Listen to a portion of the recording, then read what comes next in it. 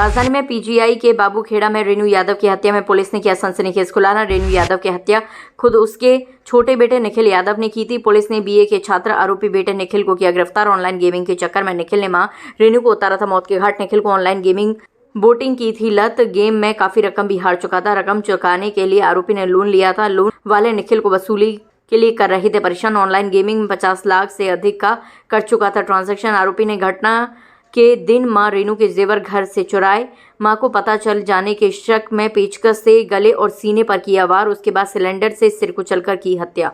हत्या के बाद निखिल ने पिता और मामा को दी थी झूठी सूचना। घर में घुसे बदमाशों ने मां की हत्या की। पुलिस को भी किया था गुमराह। हत्या करने के बाद निखिल ट्रेन से फतेहपुर भाग गया था। हत्या करने के बाद बाइक से जाता हुआ सीसीटीवी में हुआ था कैद। पुलिस ने मोबाइल लोकेशन और सीसीटीवी की मदद से किया निखिल को गिरफ्तार। पुलिस ने की हत्या में इस्तेमाल पेचकस, सिलेंडर और जेवर बरामद। Bureau report, Keshav Vishwakarma, Lucknow. देखिए, दिनांक 3 अक्टूबर को थाना पीजीआई पुलिस को एक सूचना मिली थी कि रेणु यादव पत्नी रमेश यादव, जो कि बाबूखेड़ा गली पश्चिम गांव की रहने वाली हैं, कुछ अज्ञात व्यक्तियों द्वारा इनके घर में चोरी के इरादे से घुसे और इनको घायल कर दिया गया, जिसके बाद इनको जब अस्पताल लेकर गए तो इनकी मृत्यु हो गई। साथ ही साथ एक पुलिस को ऑडियो भी साझा की गई थी, जिसमें कि इनके जो पुत्र निखिल यादव हैं, उनके द्वारा ये बताया गया था कि ये जो चोर हैं उनकी मां को घायल करके भाग रहे हैं और अब निखिल को मारने के लिए उनके पीछे भी लगे हुए हैं। इसमें हमने मृतका के पति की तहरीर पे संगत धारा में अभियोग पंजीकृत कर लिया था और इसमें 5 टीमें हमने इसकी घटना के सफल अनावरण के लिए गठित कर दी थी। इसमें आज सुबह लगभग 5:30 बजे हमको सफलता मिली और इसमें कुछ आश्चर्यजनक हमको साक्ष्य मिले, जिसके बाद हमको पता लगा है कि इसमें जो मृतका को मारने वाले हैं वो इनके खुद के बेटे निखिल यादव ही थे और इन्होंने अपनी मां की हत्या करने के बाद पुलिस को गुमराह करने के लिए ये साजिश रची थी। किस लिए मारा है? देखिए, पूछताछ में हमको पता लगा है कि निखिल यादव जो है ये ऑनलाइन गेमिंग और ऑनलाइन बेटिंग के आदी थे। ये tirangaGames.com करके एक वेबसाइट है जिसकी डिटेल्स हमने प्रेस नोट में भी जारी कर रखी है।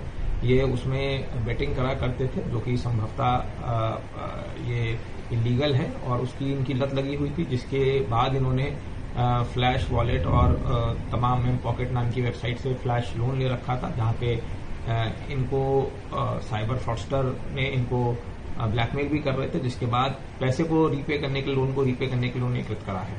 इस घटना के अकेले थे कि और कोई था?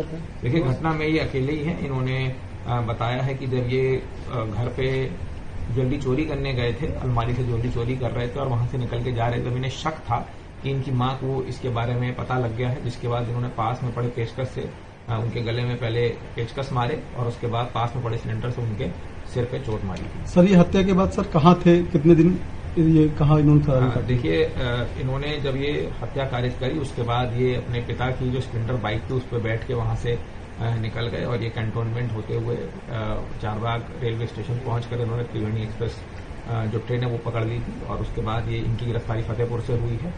और इन्होंने घटना करने के बाद इन्होंने पुलिस को गुमराह करने के लिए अपने मामा को, पिता को और तमाम मित्रों को फोन करके ये बताया कि ये जो चोर है जिन्होंने इनकी मां को मारा है वो इनको भी मारना चाह रहे हैं और उनसे बचने के लिए यहाँ से भाग रहे हैं। ये आदि था तो इसका कितना ट्रांजैक्शन निकला है, कितने साल से खेल रहा था ये बेटिंग में? देखिए, पूछताछ में इन्होंने बताया है कि लगभग 1 साल से इन्होंने 50 लाख रुपए का आदान प्रदान करा है इस गेमिंग ऐप के, गेमिंग वेबसाइट के माध्यम से और हम इसमें भी इसकी वैधता के लिए अभी हम सुपीरियर अथॉरिटी से पत्राचार भी कर रहे हैं।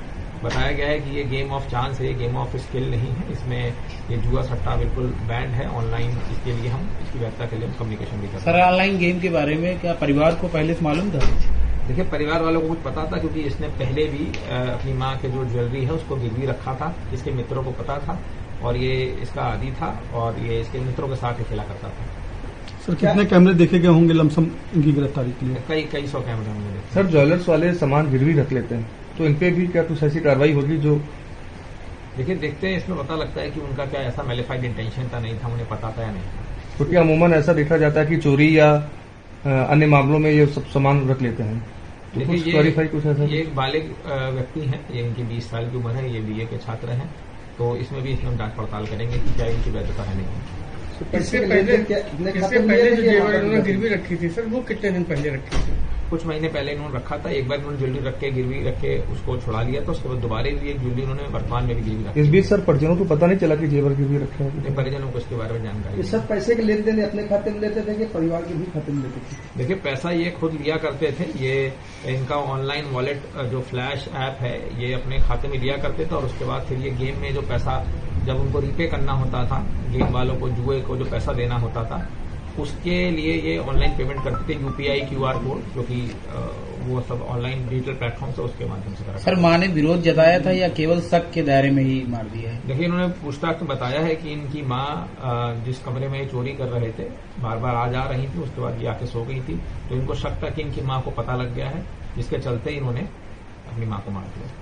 सर, करीब 70,000 रुपए भी गायब थे निखिल के साथ, तो उसमें उस संबंध में कोई बरामदगी हुई है? तो ऐसा कुछ बरामदगी नहीं हुई, इनके द्वारा बताया गया इन्होंने खाली ज्वेलरी चुराई थी, वो पूरी पर्सन बरामद कर ली गई है।